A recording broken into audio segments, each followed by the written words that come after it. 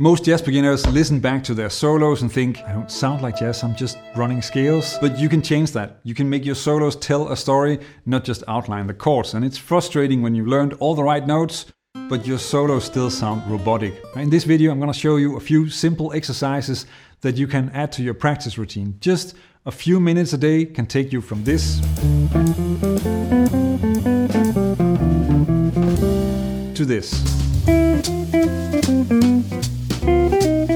All it takes is a few choruses of focused soloing, really just a minute or two. And to show you what's possible, I'm going to break down how Wes Montgomery turns incredibly simple ideas into unforgettable music, because he's one of the best teachers for this skill. Before we dig into the Wes solo, let's build a foundation to work with. For this video, I'm going to use a jazz blues in C, because I'm sure you already know that progression and you want to work on this with a song and a progression that you're very familiar with. Now, the problem with your playing right now is that you're too busy thinking about what scale, arpeggio, or chromatic enclosure to use. And that means that your solo doesn't have a beginning or an end. And you could essentially move random phrases around and it would still sound the same. It's pretty easy to fix this and start soloing so that you worry more about how you play the notes than what notes to play. Limit the number of notes. The best place to start is only using 2 notes. If you're only playing 2 notes, then you're not worrying about what notes to play and you spend time trying to make it music in a different way. For the first 4 bars of the blues,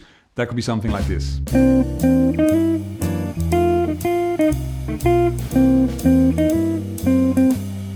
When you limit yourself to just using 2 notes, then long, meaningless 8th note runs disappear, and that forces you to focus on rhythm, phrasing and dynamics instead, which makes you sound a lot better. I'm only using 2 notes per chord here. For C7, I'm using C and E. And for F7, I'm using F and E flat. There's another important skill that you will also start to develop practicing this, but I'm going to get to that in a bit. Let's first talk about choosing the notes. In the beginning, it makes sense to spend a bit of time preparing the exercise by mapping out the 2 notes in advance. This will work as a sort of contract with yourself, and it will also help you think about the harmony and the melodies that you can create with 2 notes. For my example, you already have the notes for C7 and F7 for the C7 chord and F and E flat for F7. Now, the transition from the F7 to F sharp diminished, it seems logical just to change the F into F sharp, so you have E flat and F sharp. The same kind of thinking when you're moving from C7 to A7 would mean that you go from CE to C sharp and E over A7, and that naturally gives you D and F over the D minor, and you can use that on the G7 as well.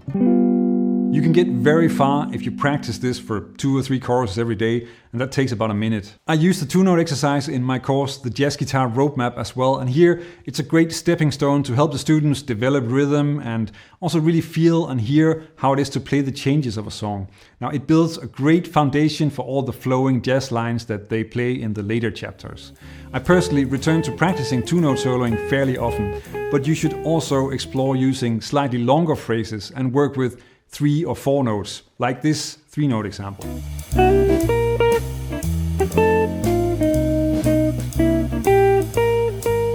Now let's explore how Wes works with phrases that only contain a few notes. When people talk about Wes and what is great about his playing, they mostly talk about octaves and chord solos, but to me, that's just technique. What really sets him apart is the melodic clarity in his solos and how fearless he is in playing incredibly simple but incredibly strong melodies. That was his true genius, and he is by far the best to learn this skill from. Now, using Wes solos is always a bit tricky in videos because of copyright, so you're going to have to settle for me playing the examples. Let me play you the first 8-bar segment of his solo on 4 and 6 and listen for 2 things: how much space there is and how long the phrases are.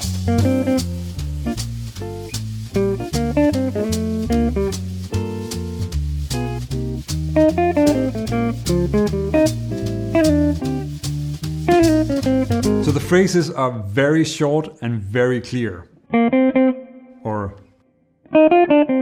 So he relies much more on rhythm and phrasing, playing short 5 or 6 note phrases, and a later part of the solo there's a pickup and then just a repeated 2-note phrase. And I really think you want to ask yourself, How often do you play something that simple and effective? At least I'm asking myself that. Wes clearly thinks less is more, and he proves it. So I guess not all Swedish shredders are huge Wes Montgomery fans.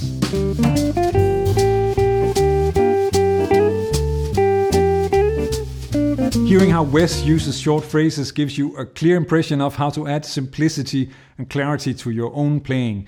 Let's look at how to start connecting those phrases into longer stories so that your solos don't sound like random phrases next to each other. Once you're able to play phrases, then the next step is of course to start connecting those ideas. And one of the best ways to do that is by using call and response, essentially having a musical conversation with yourself.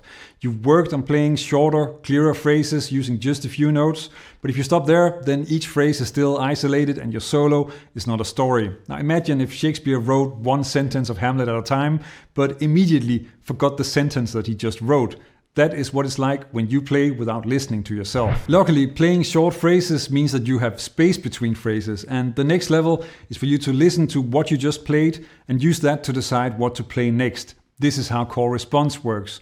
And the easiest way to start practicing this is by playing rubato so that you really have a lot of time to listen and think about what to play next. That is what I'm doing here using the 2 notes from earlier in the video. And once you've explored this a bit, and keep in mind it's much more efficient if you're using the notes that you already worked on with the limitation exercise, then try it out in time.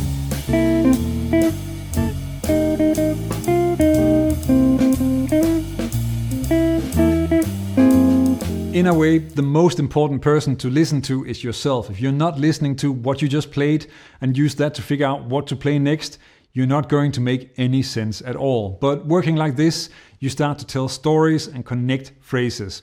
Let's move on to a related skill, maybe the strongest melodic concept that we have. It will certainly help you develop your ability to think in phrases. Again, Wes plays phrases that are clear, simple, and still amazing. Repetition is what makes a solo sound composed, not random. And check out this example, and then I'll explain what you should take away from it.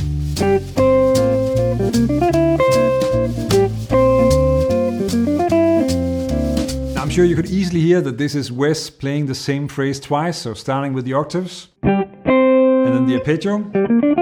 But he's changing the ending, so the first time he goes up, and the second time he moves down. And keep in mind that if he had just played the same lick twice, it would not have been nearly as interesting. In fact, it would probably have felt a bit boring. So you want to repeat phrases, but you need to develop what you're playing. And you actually already heard Wes do this earlier. First, a short burst of notes, and then he moves that up and repeats it, but he also adds a tail to it. This is called motivic development, and let me show you how to incorporate that into your own solos. For this, you probably want to start with more notes than 2, but it is certainly easier to still keep it short and simple. Now there are a few ways that you can develop this motif and move it to the F7. You could use voice leading, or you can transpose the whole thing to fit the F7 chord.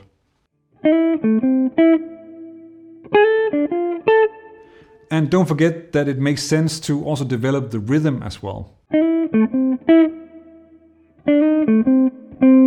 Once you've tried this out rubato, you can try it out with a motif playing in time. So here I'm starting with a basic major blues phrase.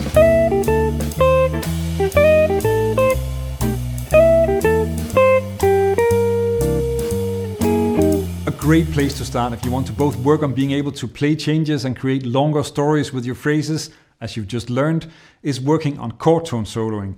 I cover that in this video, and that exercise has done amazing things for my playing. Even if it is incredibly simple, it fits perfectly as a next step to what I've covered here. Check it out, learn jazz, make music.